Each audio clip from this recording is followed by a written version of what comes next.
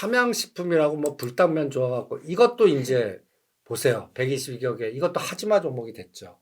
그러면 이 라면에 저는 저기 불당면보다 농심라면 잘 먹는데 농심 보실래요? 같은 라면인데 농심이 이래요. 네. 왜 이럴까요? 왜 저렇게 차이가 나죠? 그죠? 같은 라면인데 약간 그 불당면의 시장 인기와 그 다음에 또 뭐라 그럴까 언론이 만든 여러 가지의 또 갖다 예를 들어서 이것도 보시면 매출단하고 농심의 매출하고 한번 비교해 볼게요. 농심도 나쁜 회사 아니거든요. 매출단이 3조 1천억, 3조 4천억, 3조 4천억, 영업이익이 2천억, 이렇게 내고 있어요. 그런데 불당면을 딱 보세요.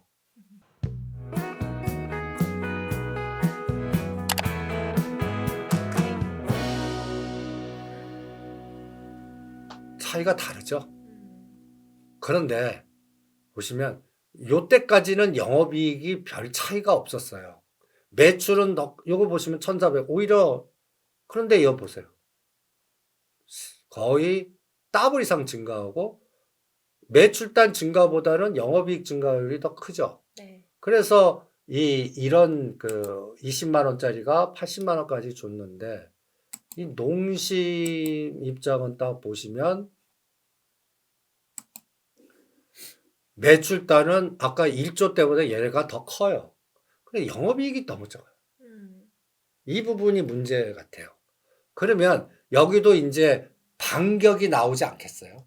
이 농심이 이제 그 거기에 경영진이나 보면 그 삼양식품 이 불당번 보고 니네들은 뭐 할 거냐 계속 괴롭힐 거 아니에요. 네. 뭐 좀 개발해라 뭐 해라 뭐 이렇게 그래서 이제 딱 보면 농심 저는 삼양식품 팔아갖고 이제 농심인데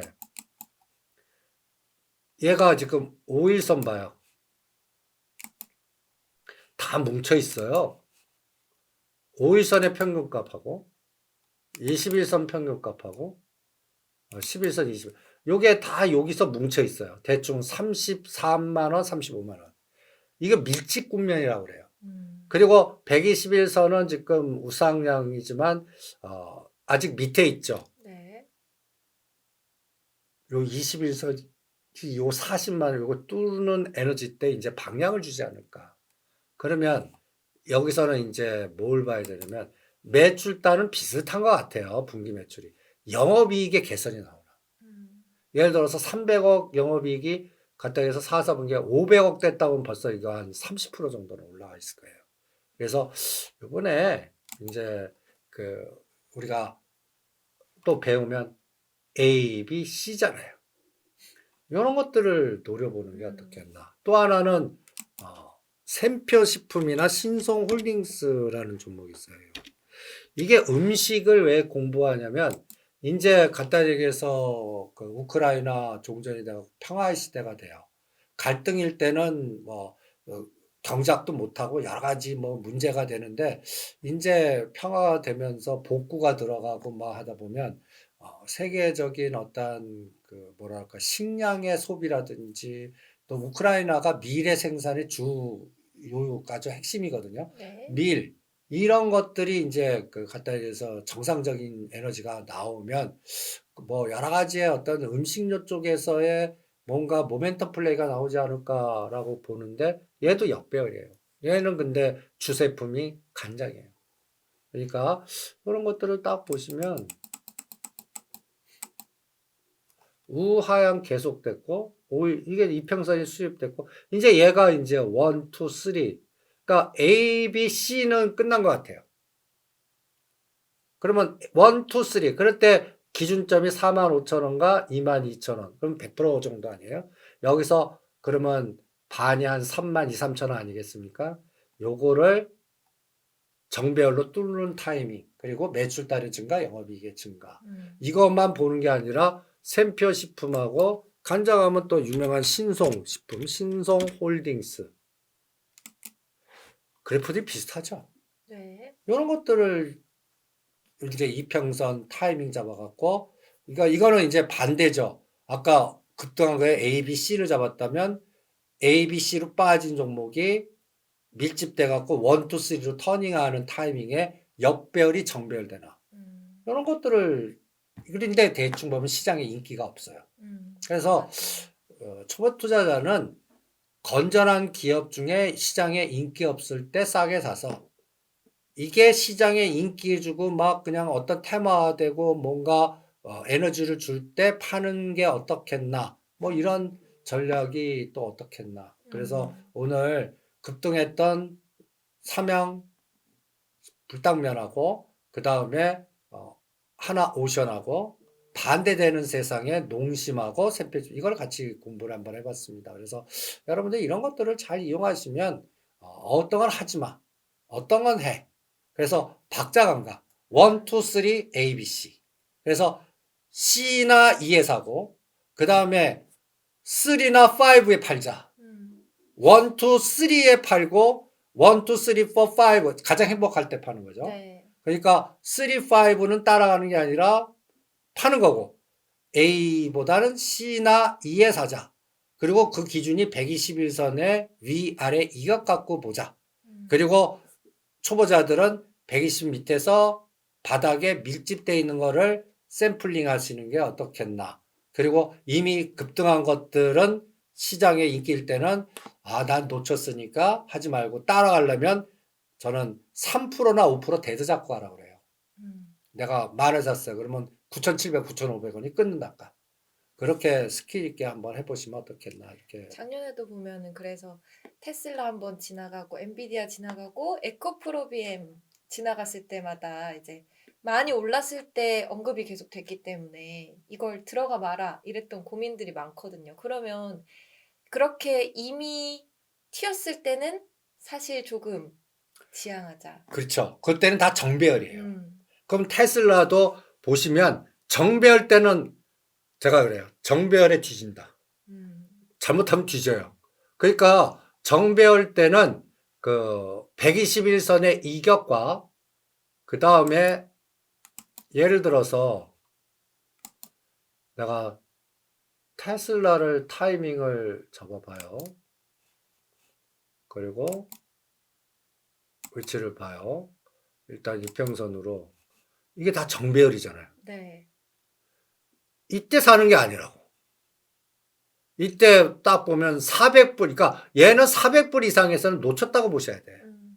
왜냐면 180에서 이게 160불 더블 갔으니까 계산상으로 예를 들어서 400불에서는 벌써 더블이 난 거야.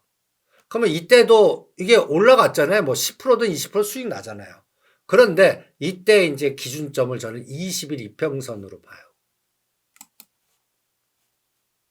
정배열일 때는 21선이 깨면 안 된다. 정배열일 때는 정배열일 때는. 21선이요. 이격이 높고 21선. 그러면 21선이 여기서 한번 깼다가 도는데 본격적으로 깬 거는 이때잖아요. 이때라도 끊었으면 이거를 안 당한 거라고.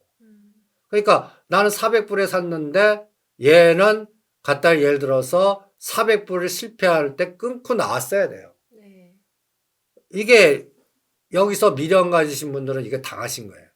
요번에 저점이, 그러니까 그리고 이제 박자가 봐요. A, B, C, D, E예요. 그래서 이제 반 사자. 이제 됐어. 반. 그런데 얘가 1, 2, 3, 21선을 이제 돌파해 줘야겠죠. 그리고 역별이 되면 안 돼요. 요게 이제 이렇게 멀었던 게 언제 만나려고 그래요.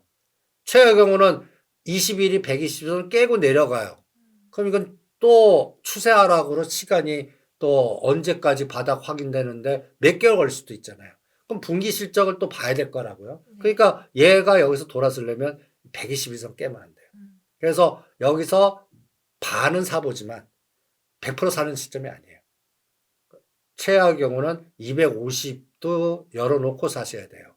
고점에서 반토막이 250불 정도 됩니다. 그러니까 이제 분할 매수 위치는 됐는데 이것도 이제 1, 2, 3가 나와야 되고 다시 정배열이 돼야겠죠. 그러니까 정배열일 때는 최소한 21선이 데드다. 이거 잊지 마세요. 시장이 인기 있는 것일수록 21선을 타고 가야 되고 21선이 꺾이면 안 돼요. 그 원칙도 반드시 지키시면서 대응을 해보시기 바랍니다. 또 질문 있으면. 오늘은 식품 위주로 살펴봐서 조금 신기하긴 했는데요. 이제 매출이랑 영업이익이 저는 생각해보면 기업들이 되게 고정적이거나 안정적일 거라고 생각을 하는데 이게 생각보다 어떨 때 튀고 어떨 때 내리고 이런 게 다르네요. 그러니까 요새는 트럼프의 입이 결정하는 것 같아요. 음, 누가를 관세를 매기거나 제재하면 그게 비용 전달해서 매출이 급격하게 줄을 거고 중국과 미국이 막 싸우는데 틈새를 딱 이용해서 우리가 갖다 얘기해서 중국 철강 수입 못하게 관세 비용이 증가해. 그럼 우리나라 철강이 갑자기 틈새로 우리 걸 사준다든지. 네. 그 다음에 제가 요새 또 관심 있게 보는 게 2차 전지예요. 2차 전지 중에 또 약간 에코프로나 코스모 신소재나 가장 또 급락했던 종목 중에 하나가 금양이라는 종목이 있어요. 금양. 진짜 유명했던 종목입니다. 얘도 보시면 19만 원이 16,000원과 10분의 1 토막됐어요. 끔찍하지 않습니까? 그런데 이제 보세요. 기준점 21선이에요. 21선이 터닝을 하려고 그래요. 네. 그리고 이제 보시면 이걸 기준으로 종합주가 지수가 2월 3일, 12월 9일 굉장히 중요한 기점이라고 했죠. 여기 12월 9일 전후가 2만 원이에요. 그 다음에 또 2월 3일이 16,000원이에요. 2월 18일 16,000원. 얘는 2월 중순부터 가기 시작합니다. 음, 그런데 이게 이제 더 이상 뭐가 나빠지겠냐라는 논리와 금리 인하니까 이게 또 이 공장 짓고 또 리듬 가격이 급등했을 때 얘가 그 리듬 가격을 사갖고 배터리 만들어야 되니까 비용이 무지 많이 들고 그 적자가 심화됐었는데 이제는 금리 인하도 됐고 뭔가 리듬 가격이 이제 바닥을 기고 있는 것 같아요. 네. 그래서 이제는 뭔가 터닝 포인트가 되지 않을까. 그럴 때 가장 중요한 게 뭐겠어요, 얘도 실적단이죠. 그렇죠? 이렇게 적자가 이렇게 누적화됐어요. 근데 요번에 이제 이 적자 폭이 줄어들거나 매출이 증가하면 이제 터닝하겠죠. 음, 그래서 얘는 이제 4월 말 정도에 매출과 적자 폭이 줄면 여기서 갑자기 급등을 할 겁니다. 음. 그래서 121선을 뚫라 보는 게 핵심이에요. 그러면 지금 121선이 얼마예요?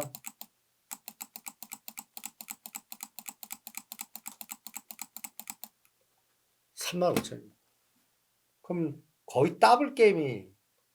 그러니까 얘는 이제 그 실적이 뒷받침되고, 그러니까 적자 폭이 축소돼야 되는 거예요. 네. 뒷받침된다는 얘기는 매출은 증가하고, 그리고 거래량이 증가하겠죠. 그러면서 여기에서 같이 보는 게 삼성 SDI 또 유명한 에코프로.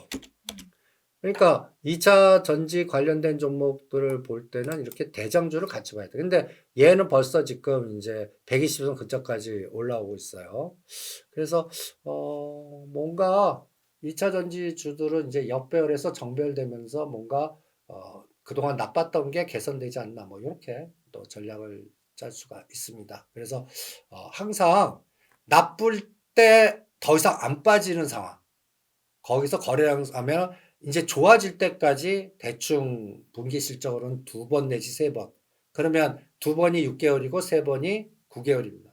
그러니까 지금에서 6개월이나 9개월 후에 주가를 생각하고 사서 생각대로 됐을 때 차익 실현을 하는 그런 훈련을 계속 해보시기 바랍니다.